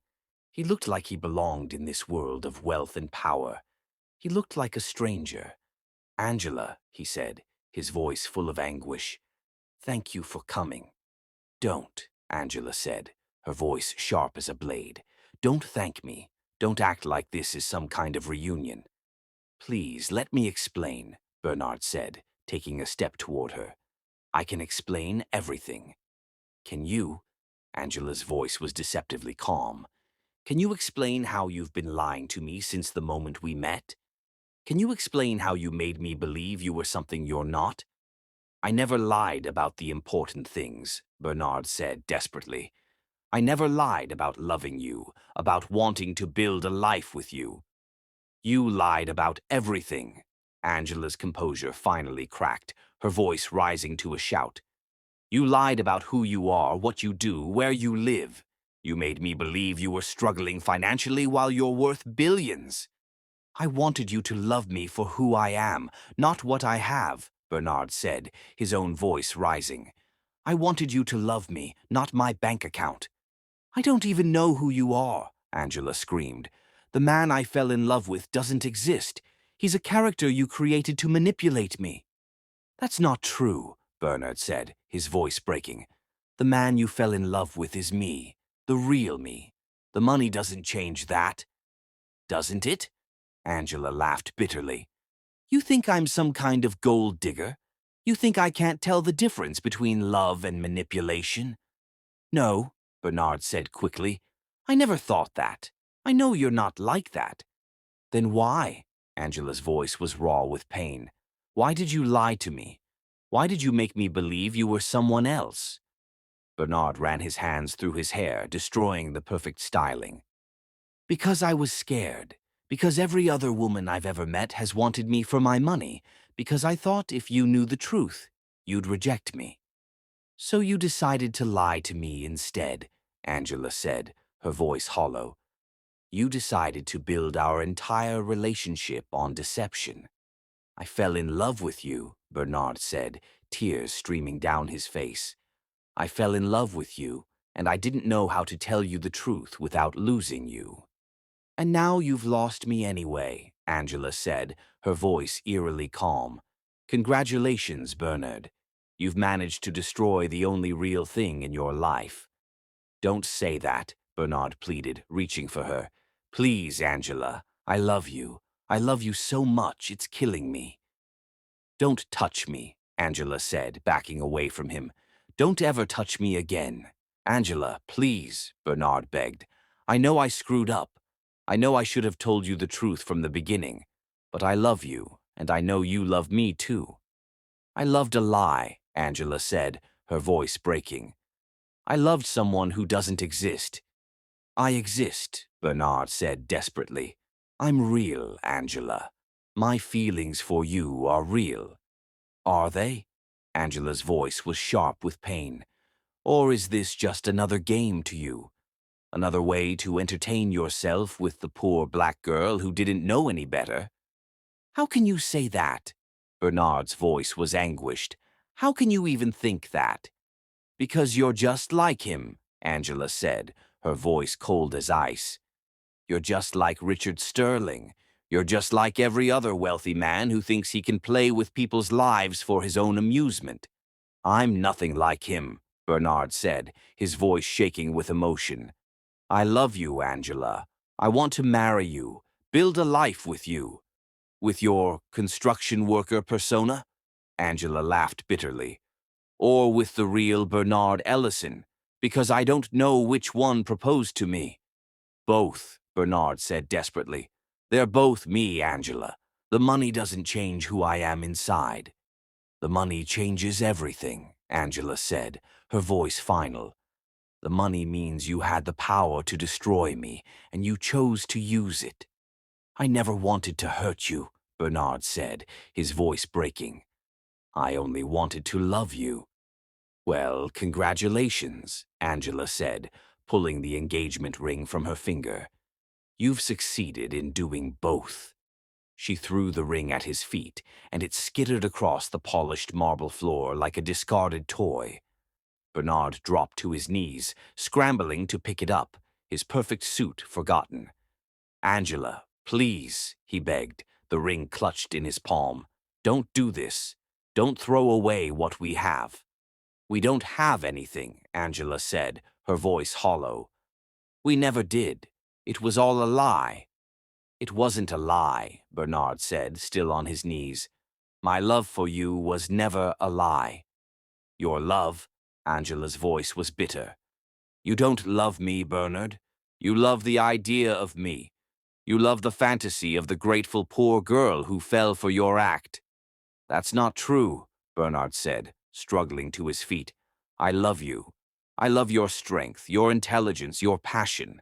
I love the way you fight for what's right. I love the way you make me want to be better than I am. Then why didn't you trust me with the truth? Angela asked, her voice breaking. If you really loved me, why didn't you trust me enough to be honest?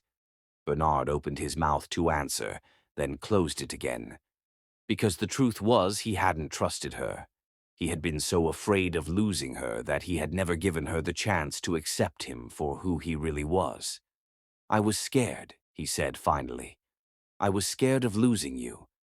And now you have, Angela said, tears streaming down her face. Now you've lost me anyway, and you've destroyed any chance we might have had. There has to be a way to fix this, Bernard said desperately. There has to be a way to make this right. There is no way to fix this, Angela said, her voice final. You can't build a relationship on lies and expect it to last. Angela, please, Bernard begged one last time. I love you. I love you more than I've ever loved anyone. Please don't leave me. Angela looked at him one last time. This man who had saved her, loved her, and ultimately destroyed her. He was still beautiful, still the man whose touch had made her feel alive. But he was also a stranger, a billionaire who had been playing dress-up in her world. Goodbye, Bernard, she said quietly. I hope you find whatever it is you're really looking for. She turned and walked toward the elevator, her back straight, her head held high. Even in her pain, even in her devastation, she was still a queen. Angela, Bernard called after her, his voice breaking. Angela, please. But the elevator doors closed between them, and Angela Morris disappeared from Bernard Ellison's life as suddenly as she had entered it. Bernard stood alone in his office, the engagement ring clutched in his fist, and felt his world crumble around him. He had everything money could buy, power, success, influence. But he had lost the only thing that had ever mattered. He had lost his queen. And as he stood there, surrounded by the trappings of his wealth, Bernard Ellison realized that he had never been more poor in his life. Chapter 9. Hearts in Exile. 3 months. 3 months since Angela Morris had walked out of Bernard Ellison's life, and he was slowly dying without her. Bernard sat in his penthouse office at 2 a.m., staring at the city lights through floor-to-ceiling windows, a glass of whiskey untouched on his desk. The Denver skyline that had once filled him with pride now looked cold and empty, like everything else in his life. He had tried to return to his old routine, board meetings, business dinners, charity galas, but everything felt hollow, meaningless. The success that had once driven him now felt like a prison, and every day without Angela was another day of serving a life sentence. His phone buzzed with a text from his assistant. "Sarah, the foundation paperwork is ready for your signature. The Angela Morris Foundation for Women's Legal Aid will be officially launched next week." Bernard stared at the message, his chest tight with pain. The foundation was his attempt at redemption, his way of honoring the woman he'd lost. He had endowed it with $50 million, enough to provide free legal services to women across Colorado. It was everything Angela had ever dreamed of, and she would never know it existed. He typed back with trembling fingers. "Bernard, make sure the donor remains anonymous. Angela can never know the money came from me. Sarah, are you sure about that? She might..." "Bernard, I'm sure. She made it clear she wants nothing to do with me or my money." Bernard set his phone aside and picked up the framed photo from his desk, the only picture he had of Angela, taken on their camping trip. She was laughing at something he'd said, her face radiant with joy and love. It had been the happiest moment of his life. Now it was just a reminder of everything he'd lost. A knock at his door interrupted his thoughts. "Come in," he called, expecting his security guard. Instead, Marcus Hartford walked into his office, his expensive suit wrinkled, his usually perfect hair disheveled. Angela's ex-husband looked like he hadn't slept in days. "What the hell do you want?" Bernard asked, his voice dangerous. "I want to talk to you about Angela," Marcus said, his voice slurred with alcohol.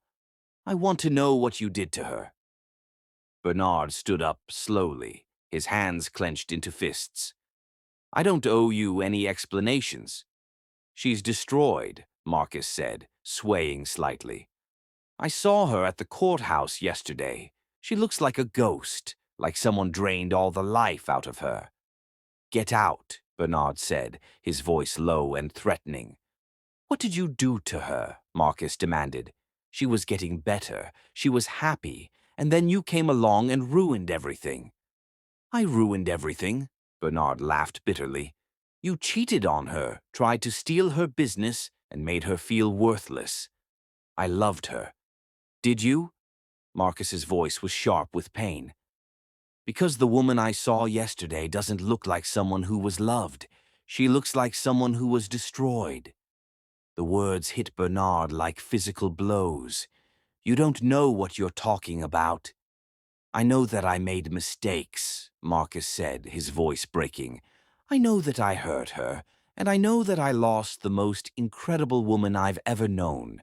But at least I never lied to her about who I was." "You lied to her every day," Bernard said, his voice shaking with rage. "You lied when you promised to love her, when you promised to be faithful, when you promised to build a life with her."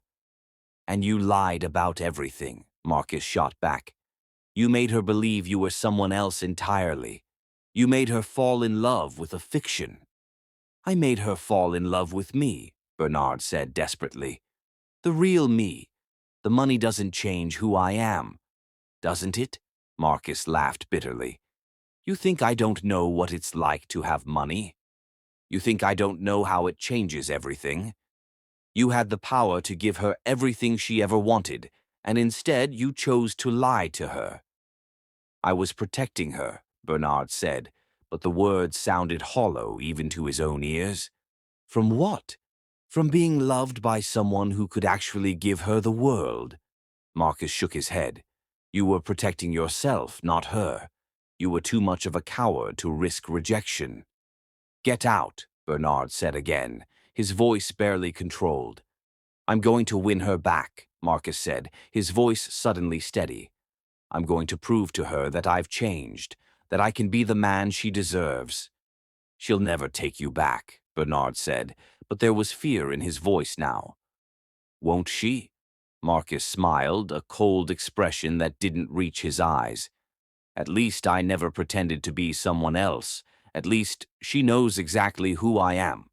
After Marcus left, Bernard sat back down at his desk, the man's words echoing in his mind.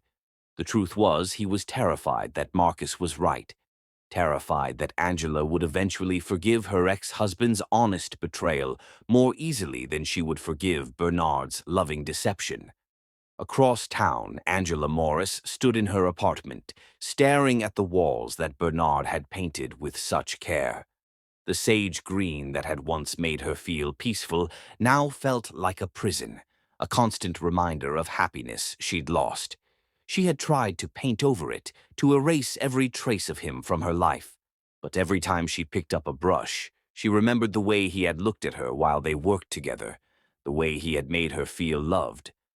Her phone rang. Marcus. Again. "What do you want?" she answered. "I want to see you," he said, his voice gentler than she'd heard it in years. "I want to talk. We have nothing to talk about. We have everything to talk about. Angela, I know I hurt you. I know I made terrible mistakes.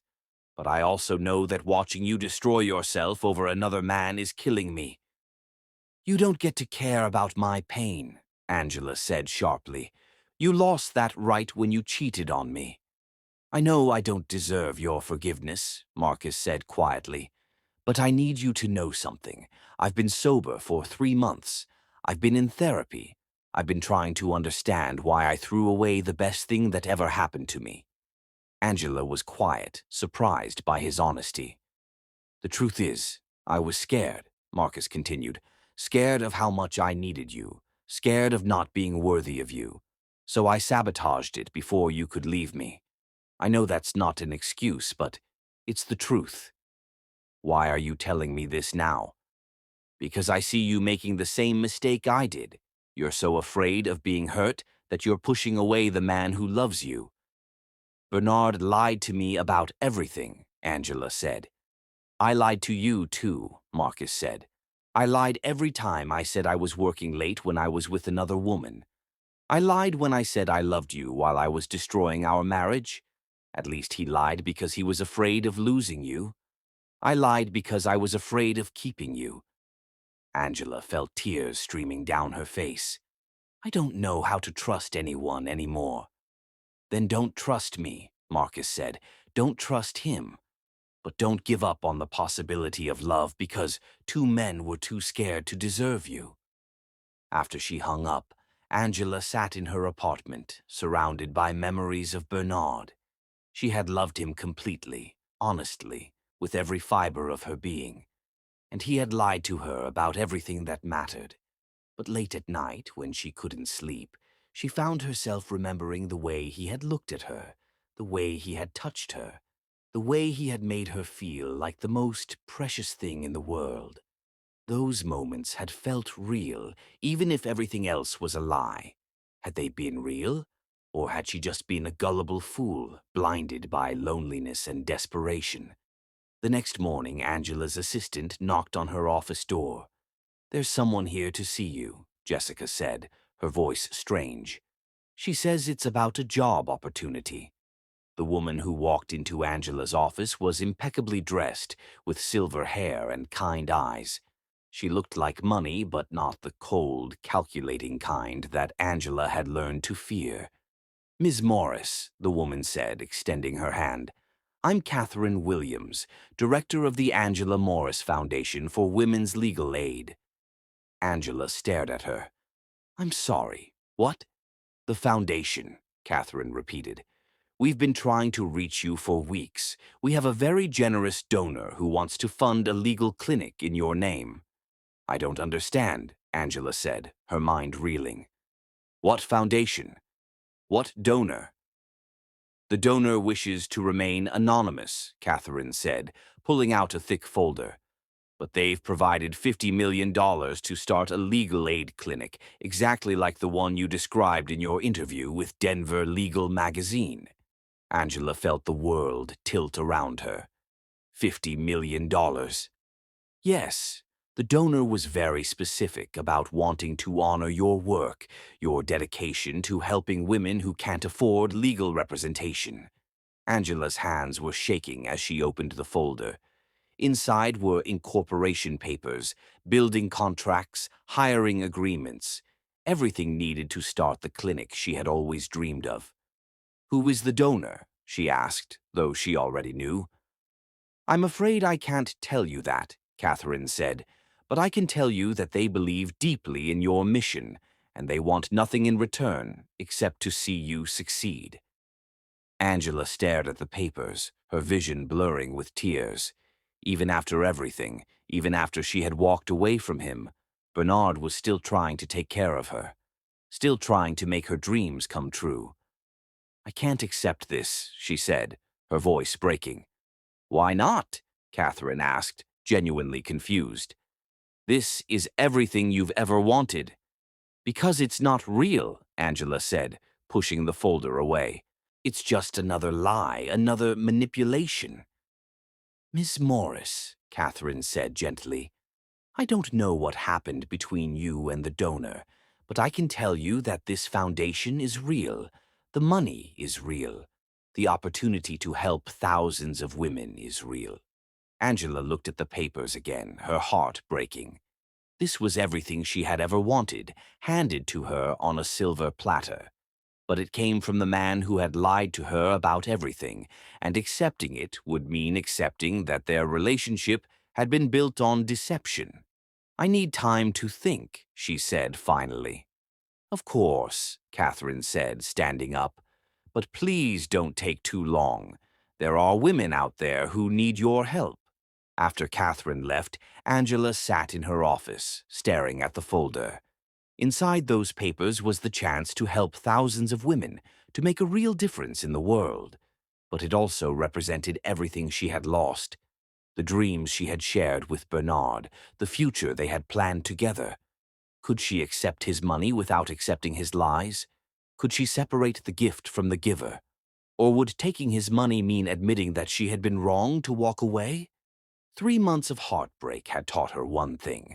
Love was more complicated than she had ever imagined. And sometimes the people who hurt you most were the ones who loved you best.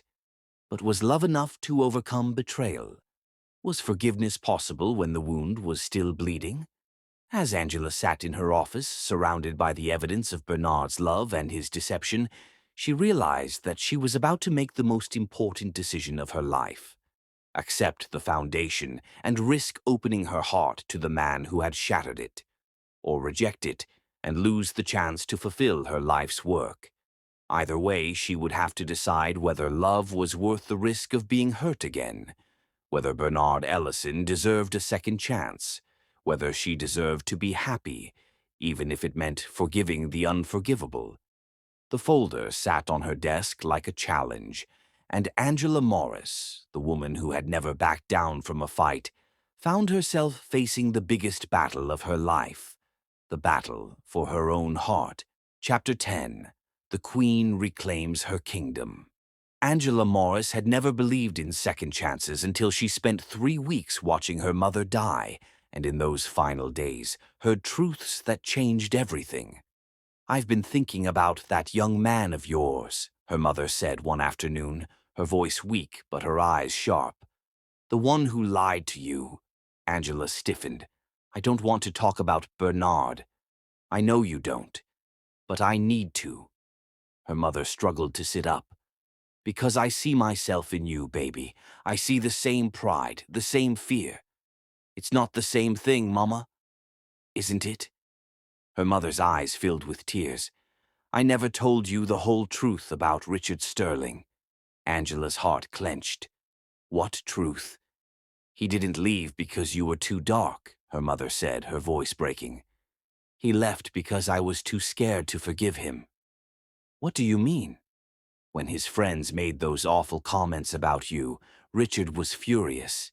He defended us, cut those people out of his life. But I was so hurt, so angry, that I couldn't see past my own pain. I told him that if he really loved us, he would have protected us from ever hearing those words." Angela felt the world shift. "But he tried to make it right. He wanted to marry me, adopt you legally, make you his daughter in every way that mattered. But I was so afraid of being hurt again that I pushed him away first." "Mama, For 2 years he tried to come back. He called, he wrote, he sent money for your education. But I was too proud to answer, too scared to trust that he really meant it when he said he loved us. Her mother gripped Angela's hand. I threw away the love of my life because I was afraid of being vulnerable.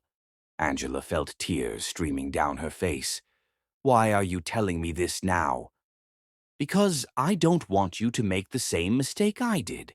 I don't want you to spend 30 years alone, wondering what if. Her mother's voice grew urgent. That young man of yours, he lied about money, not about love. Just like I lied about why Richard left. We both let fear make us stupid. I don't know how to forgive him. You start by admitting you're scared. Then you decide if love is worth the risk of being hurt again. Her mother's voice was fading. What if you're wrong about him? What if he really loves you as much as you love him? Her mother died 2 days later, and Angela sat by her bedside, holding her hand and finally understanding the weight of regret. Her mother had lived 30 years alone, and she had died wishing she'd been brave enough to trust love. Angela didn't want to live with that same regret. 3 days later, Angela stood outside the Ellison Technologies building, her heart pounding like a drum. She had been standing there for 20 minutes, trying to work up the courage to go inside. The foundation paperwork was in her bag, signed and ready to be filed. She had decided to accept Bernard's gift, not because she forgave him, but because she refused to let their broken relationship prevent her from helping other women. But now, looking up at the building where she had confronted him 6 months ago, she realized that she had come here for a different reason entirely. She had come here to fight for her love. The security guard recognized her from her previous visit and waved her toward the private elevator. Angela's hands were shaking as she pressed the button for the top floor, her heart racing with every floor they passed. When the elevator doors opened, she stepped into Bernard's office and felt her breath catch. He was standing at the window, his back to her, wearing the same kind of expensive suit she had seen him in before. But something was different. His shoulders were slumped, his posture defeated, and even from behind she could see the exhaustion in every line of his body. "Hello, Bernard," she said softly. He spun around, his eyes wide with shock. "Angela?" She had forgotten how beautiful he was. 6 months of separation had dimmed her memory of his stormy blue eyes, the strong line of his jaw, the way he looked at her like she was the most precious thing in the world. "I signed the foundation papers," she said, pulling them out of her bag. "I wanted to thank you." "You don't need to thank me," Bernard said, his voice hoarse. "I should have told you the truth from the beginning." "Yes, you should have," Angela said, stepping closer. "You should have trusted me." "I know," Bernard said, his voice breaking. "I know I screwed up. I know I hurt you. I know I don't deserve your forgiveness." "You're right," Angela said, and she saw him flinch. "You don't deserve my forgiveness.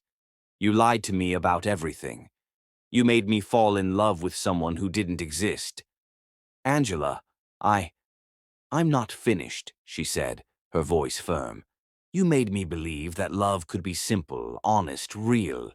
You made me believe that I could trust someone completely, and then you showed me that it was all a lie." Bernard's face crumpled, and Angela saw tears streaming down his cheeks. "I'm so sorry," he whispered. "I'm so sorry, Angela. I love you so much, and I destroyed everything." "Did you?" Angela asked, her voice softer now. "Did you destroy everything?" Bernard looked at her, confused. "What do you mean?" "I mean, did you lie about loving me?" "Never," Bernard said immediately. "I never lied about that." "Did you lie about wanting to build a life with me?" "No," Bernard said, his voice stronger now. "I meant every word." "Did you lie about who you are inside, about your values, your dreams, your heart?" Bernard stared at her, understanding dawning in his eyes. "No," he said quietly. I never lied about who I am inside. Then maybe you didn't destroy everything, Angela said, stepping closer. Maybe you just made some very stupid decisions. Angela, Bernard said, his voice full of hope and fear. What are you saying? I'm saying that I've spent 6 months hating you for lying to me, Angela said. And I've spent 6 months missing you so much I could barely breathe. I've missed you too, Bernard said, his voice breaking. Every day, every night.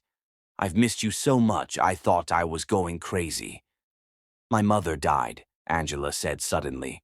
Oh, Angela, Bernard said, instinctively reaching for her. I'm so sorry. When? 3 days ago, Angela said, letting him take her hands. She told me something before she died. She told me that she threw away the love of her life because she was too proud to forgive him. Angela, she lived 30 years alone because she was too afraid to trust love again, Angela said, tears streaming down her face. She died regretting that choice. I'm so sorry, Bernard said, pulling her closer. I'm so sorry you had to go through that alone. I don't want to live with regret, Angela said, looking into his eyes. I don't want to spend the rest of my life wondering what would have happened if I had been brave enough to forgive you. What are you saying? Bernard asked, his voice barely a whisper. I'm saying that I love you, Angela said, her voice strong and clear. I love you, Bernard Ellison. Not your money, not your success, not your power. I love you, the man who caught me when I fell, who held me when I cried, who made me believe in love again. I love you too, Bernard said, cupping her face in his hands. I love you so much, Angela. I love you more than I've ever loved anyone. I know, Angela said, smiling through her tears. I can see it in your eyes. I could always see it in your eyes. Can you forgive me? Bernard asked, his voice full of hope and fear. Can you forgive me for lying to you? I can forgive you, Angela said, if you can promise me something. Anything, Bernard said immediately. Promise me that you'll never lie to me again, Angela said. Promise me that you'll trust me with the truth, even when it's hard. I promise, Bernard said, his voice solemn. I promise I'll never lie to you again. I promise I'll trust you with everything. And promise me that you'll love me exactly as I am, Angela said. Not as some fantasy, not as some ideal, but as the real, complicated, imperfect woman I am. I promise, Bernard said, his voice thick with emotion. I promise I'll love you exactly as you are for the rest of my life. Then I can forgive you, Angela said, standing on her tiptoes to kiss him. I can forgive you, and I can love you, and I can build a life with you. Bernard kissed her then, pouring 6 months of longing and regret and hope into the contact. Angela kissed him back, tasting tears and forgiveness and the promise of a future together. Marry me, Bernard said against her lips. Marry me, Angela. Be my wife, my partner, my everything. Yes, Angela said, laughing and crying at the same time. Yes, I'll marry you. Bernard dropped to his knees, pulling a ring box from his pocket. I've been carrying this for 6 months, he said, opening it to reveal the most beautiful ring Angela had ever seen. I bought it the day after you left, hoping that someday I'd get the chance to give it to you. It's perfect, Angela said, holding out her hand. It's absolutely perfect. As Bernard slipped the ring onto her finger, Angela looked down at him and saw her future in his eyes. She saw laughter and tears, arguments and reconciliations, children and grandchildren, and a love that would last a lifetime. I have one more thing to tell you, Bernard said, standing up and wrapping his arms around her. What's that? I'm stepping down as CEO, Bernard said. I'm going to focus on the foundation, on using my money to help people. I want to be the man you fell in love with, the man who builds things that matter. You don't have to do that for me, Angela said. I'm not doing it for you, Bernard said, smiling. I'm doing it for us. I'm doing it because I want to be worthy of your love. You're already worthy, Angela said, pulling him closer. You've always been worthy. 6 months later, Angela Morris became Angela Ellison in a ceremony that made the society pages for all the right reasons. She wore her mother's wedding dress. Bernard wore a simple black tuxedo, and they exchanged vows that brought tears to the eyes of everyone present. I promise to love you, Angela said, looking into Bernard's eyes, in wealth and in poverty, in truth and in forgiveness, for all the days of my life. I promise to love you, Bernard replied, honestly and completely, with everything I have and everything I am, for all the days of my life. As they kissed to seal their marriage, Angela caught sight of Marcus in the crowd. Her ex-husband was watching them with the expression of regret and resignation, finally understanding that he had lost his queen to a man who knew how to treasure her. But Angela didn't spare him more than a glance. She was too busy being kissed by her husband, too busy beginning the rest of her life with the man who had caught her when she fell and never let her go. The Angela Morris Foundation for Women's Legal Aid opened its doors a month after the wedding, and Angela threw herself into her work with renewed passion. She helped hundreds of women, fought dozens of cases, and built the clinic of her dreams. But her greatest victory was the love she had almost thrown away, the man who had lied to her and then spent the rest of his life proving that love could overcome any obstacle, even the obstacle of truth. As Angela sat in her office at the foundation, her hand resting on her growing belly, she looked at the picture on her desk. Bernard in his work clothes, painting her apartment with such care and love. He had been pretending to be someone else, but in that picture she could see the truth he had been hiding.